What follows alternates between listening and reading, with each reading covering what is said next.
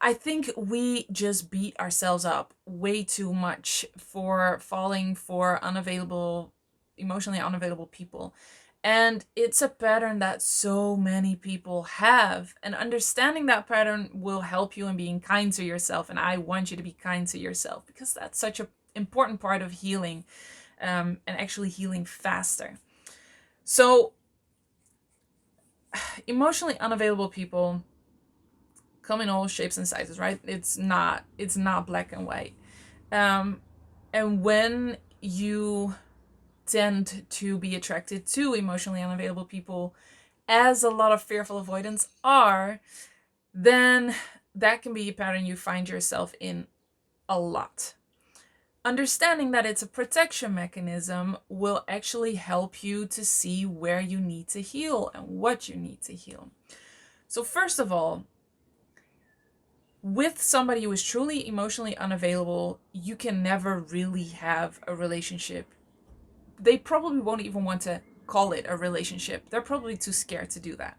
So they will be with you in whatever way they feel kind of comfortable with, but it will never really be a real relationship. There's never that true commitment because that is just not possible with somebody who is emotionally unavailable.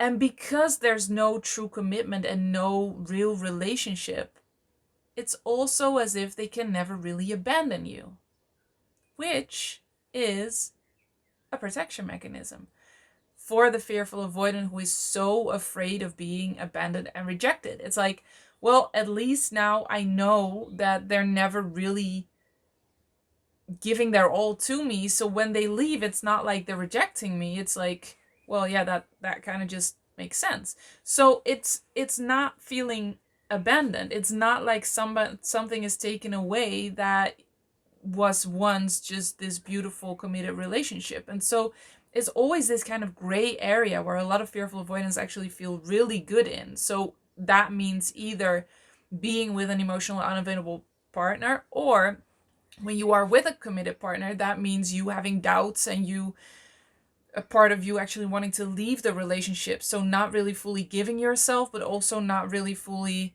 leaving the relationship. So that gray area. And with being with somebody who is emotionally unavailable, it's kind of the same thing. It's still that gray area where you're not really truly in a relationship, and that feels safe because then they can never really abandon you, if that makes sense, because it never really was a relationship.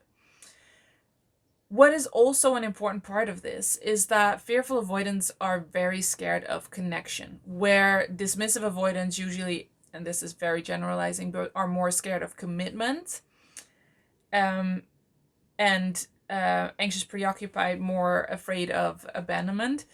The fearful avoidant is really afraid of connection because there's just so many negative associations around that. It is also what they long for the most. But having that connection is just really scary. So when you're with an emotionally unavailable person, you control the connection. And that sounds bonkers because you think, well, there's no connection. So how do I control the connection? I want it so bad, but he's or she's not giving that to me.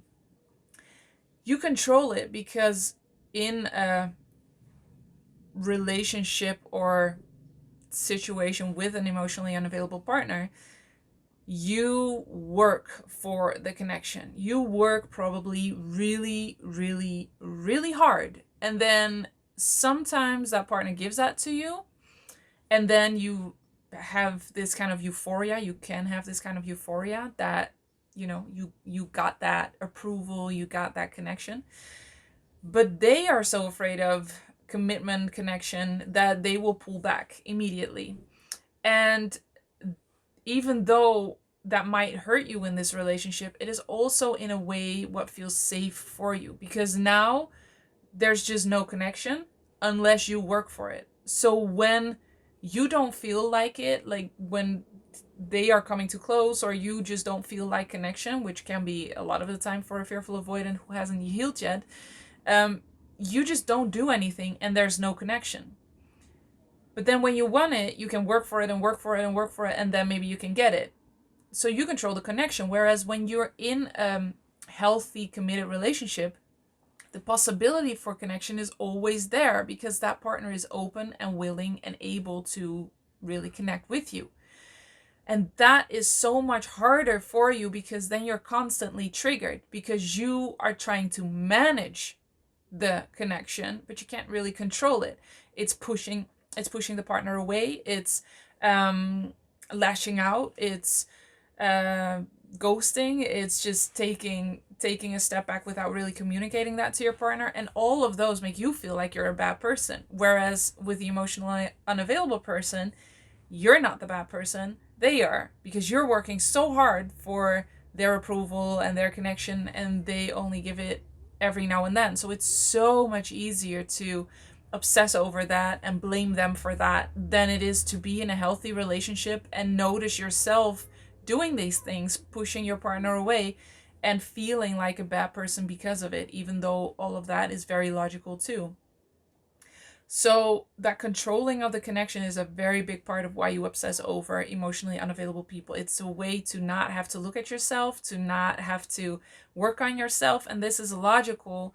Also, I don't want you to feel like it's bad if you don't constantly work on yourself or haven't in the past, because if you are carrying a lot of trauma, it is a hell of a job. And so sometimes being with an emotionally unavailable partner can actually feel like a break from all of that. It is just easier to blame them and see them as the bad person in the relationship, and that makes sense, and it's okay. We don't have to be perfect. We don't have to heal perfectly.